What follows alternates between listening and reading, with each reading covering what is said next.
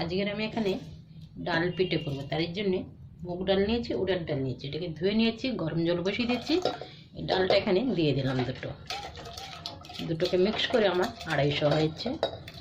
এবার এর মধ্যে আমি হলুদ আর নুন দেবো, দিয়ে 2-3টে সিটি লাগিয়ে দেবো। কুকারটা আমি সাইডের গ্যাসে দিয়ে দেবো, দিয়ে একটু আটাটা মেখে নেবো, গরম জল বসাবো। একটু হলুদ দিয়ে দিলাম, এর মধ্যে ডালটার মধ্যে একটু ভালো করে সেদ্ধ হবে। হালকা একটু নুন দেবো, নুন দিয়ে দিলাম। এবার কুকারটা বন্ধ করব। এখানে আমি 2 কাপ জল দিয়ে দিলাম, জলটা গরম হবে, জলের মধ্যে আমি নুন দিয়ে দেবো, আর একটুখানি ঘি দেবো, 1 চামচ ঘি দিলে মাখতেও ভালো হয়, সুবিধা। নুনটা দিয়ে দিলাম, এখানে 1 চামচ ঘিও দিয়ে দেবো। আমরা এখানে মধুসূদন ঘি ব্যবহার করি, ঘি জলে গেছে অনেক। এটা দিয়ে দিলাম 1 চামচ।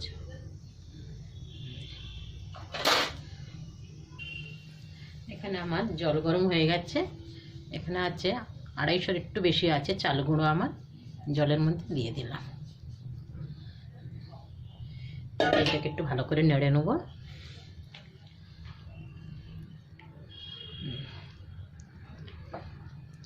এটা কিন্তু আমার মাও কোনোদিন করে না, এই রান্নাটা আমাদের বাড়িতে কেউ করে না। আগে যেখানে ভাড়ায় থাকতাম সেখানে ওই বৌদিটা এরকম রান্না করছে। ইউপির মানুষরা এরকম বেশি খায় শীতের সময়, চালের গুঁড়ো দিয়ে পিঠে, চালের গুঁড়ো দিয়ে করা এসব বানায় ওরা খুব। ওনার কাছ থেকে এটা শেখা। আজ ভাবলাম যে রুটি না করে এটাই বানাবো। এটা আমার মিক্স করা হয়ে গেছে, এবার আমি এক সাইডে রেখে দেবো, দিয়ে সবজিগুলো ভেজে নেবো আমি।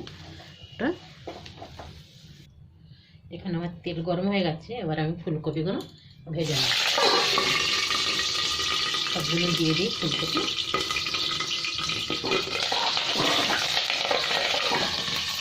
ফুলকপিগুলো লাল হবে, তারপরে আমি বিনস আর গাজর দিয়ে দেবো।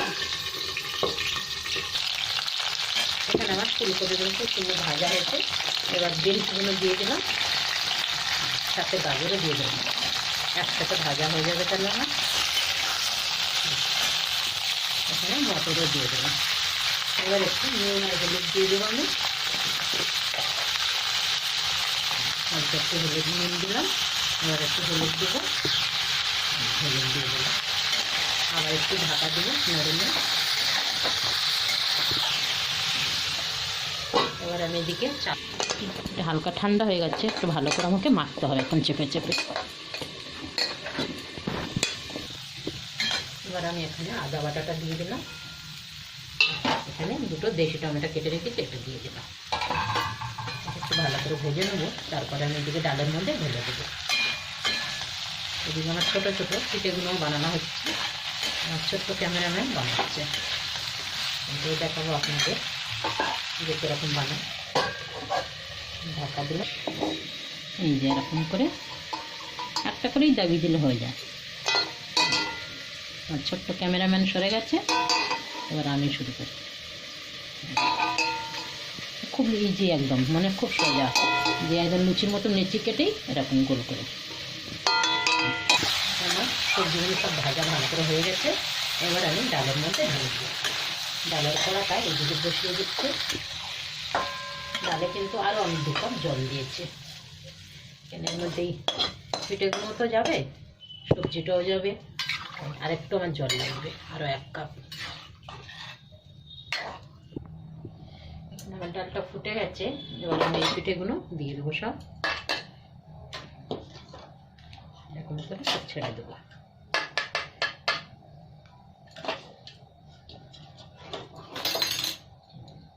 এটা দেওয়ার পরে 10 মিনিটের মতন আমি ফুটাবো, তারপর আমি একটু ফোটন দেবো এর মধ্যে। ডালটা আমার এখানে খুব ভালো করে ফুটে গেছে, এবার এদিকের গ্যাসটা অন করেছি আমি, এটা আমি ফোটন দেবো। একটু ঘি গরম করব, দিয়ে দিলাম 1 চামচ ঘি, এটা একটু ঘি বেশি লাগে, একটু ঘিটা একটু গরম হোক, তারপরে আমি এক এক করে দিয়ে দেবো। এবার লঙ্কাও দিয়ে দিলাম, 2টো তেজপাতা দিয়ে দিলাম। যে ফোটন দেওয়া যায় তো খুব ভালো একটা সেন্ট আসে। এবার আমি গোটা জিরে দিয়ে দিলাম, সাথে এক চটকির মতো হিংও দিয়ে দিলাম। হিং দিলে খুব সুন্দর একটা সেন্ট আসে ঘিয়ের মধ্যে। এটাই হচ্ছে মেন, এটাই হচ্ছে সব। এবার সাথে ধনে পাতাটাও দিয়ে দিলাম।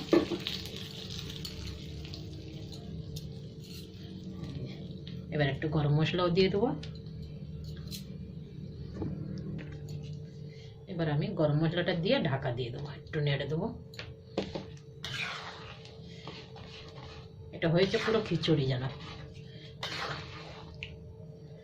খুব সুন্দর একটা সেন্ট আসছে। যদি ডাল পিঠের রেসিপি ভালো লাগে তাহলে অবশ্যই লাইক, সাবস্ক্রাইব, কমেন্ট, শেয়ার অবশ্যই করবেন। ধন্যবাদ।